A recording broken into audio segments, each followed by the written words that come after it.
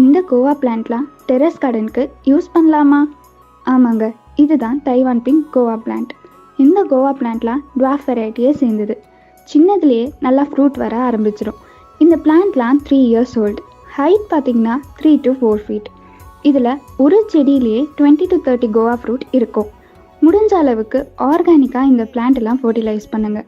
Vermi compost, அதாவது மண்புழு உரம், அது மாதிரி ஆர்கானிக் ஃபர்டிலைசராக யூஸ் பண்ணுங்கள். நம்ம வீட்டோட வெஜிடபிள் வேஸ்ட் அதெல்லாம் கூட யூஸ் பண்ணிக்கலாம். முடிஞ்ச வரைக்கும் இந்த பிளான்ட்டுக்கெலாம் கெமிக்கல் ஃபர்டிலைசர் யூஸ் பண்ணுறதை அவாய்ட் பண்ணிக்கோங்க.